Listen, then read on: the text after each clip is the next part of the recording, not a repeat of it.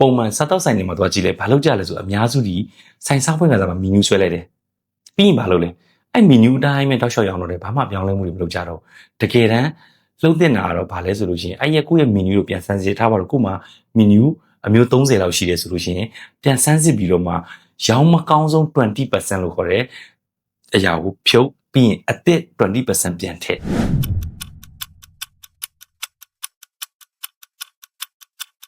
စီးပွားရေးလုပ်ငန်းတွေကိုကြာရှုံးစေတဲ့ channel ပဲခွန် Okay ဒီမှာတော့ကျွန်တော်ဗာပြောချင်လဲဆိုလို့ရှိရင်စီးပွားရေးလုပ်ငန်းရှင်တော်တော်များများကဘာလုပ်ကြလဲဆိုလို့ရှိရင်စီးပွားရေးစလုပ်လို့ရှိရင်ကိုယ့်ရဲ့ product ဒါမှမဟုတ်ကိုယ့်ရဲ့ service တွေကိုဖန်တီးတယ်အကောင်းဆုံးဆိုတဲ့ပုံစံတွေဖန်တီးတယ်ပြီးလို့ရှိရင်ဈေးကွက်ကိုတင်အောင်ကြတယ် is good ဒါဒီကောင်းတယ်ဒါပေမဲ့ဘာတစ်ခုပြန်ကြည့်ရမှာလဲဆိုဈေးကွက်ရဲ့ feedback ကိုနားထောင်ဖို့လိုတယ်ပြီးလို့ရှိရင် adjustment လို့ခေါ်တယ်ပြန်ပြီးတော့ညှိနှိုင်းပြီးတော့ပြန်ပြီးလိုတိုးဖို့ show လုပ်ဖို့လိုပါတယ်ကျွန်တော်တို့ပေါ့နော်ဒီဟာဒီတော်တော်များများမေးလျော့နေကြတာကျွန်တော်တို့သတိထားကြည့်လို့ရတယ်ကျွန်တော်တို့ပုံမှန်စားတော့ဆိုင်နေမှာသွားကြည့်လိုက်ဘာလို့ကြလဲဆိုအများစုဒီဆိုင်စားဖွင့်ကစားမှာမီနူးဆွဲလိုက်တယ်ပြီးရင်ဘာလို့လဲအဲ့မီနူးအတိုင်းပဲတောက်လျှောက်ရောင်းတော့တယ်ဘာမှပြောင်းလဲမှုတွေမလုပ်ကြတော့တကယ်တမ်းလှုပ်တင်တာကတော့ဘာလဲဆိုလို့ရှိရင်အဲ့ရဲ့ကိုယ့်ရဲ့မီနူးကိုပြန်ဆန်းစစ်ထားပါတော့ကို့မှာမီနူးအမျိုး30လောက်ရှိတယ်ဆိုလို့ရှိရင်ပြန်ဆန်းစစ်ပြီးတော့မှရောင်းမကောင်းဆုံး 20% လို့ခေါ်တယ်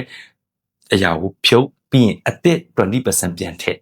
ပြီးတော့မှအဲ့ဒါမှာရောင်းနောက်လာကြလို့ရှိရင်ဘာလို့ပြန်ဆန်းစစ်ရောင်းမကောင်း 20% ကိုဖြုတ်ပြီးတော့ 20% ကိုပြန်ထည့်ဒီလိုမျိုးပုံစံသွားပြီးတော့ကိုယ့်ရဲ့ product တွေ service တွေကို adjust လုပ်ဖို့လိုပါတယ်။ဘာကြောင့်လဲဆိုဈေးကွက်ဒီ constant ကိုကြိုက်နေမယ်ဆိုမဖြစ်နိုင်ပါဘူး။သူတို့တွေလည်း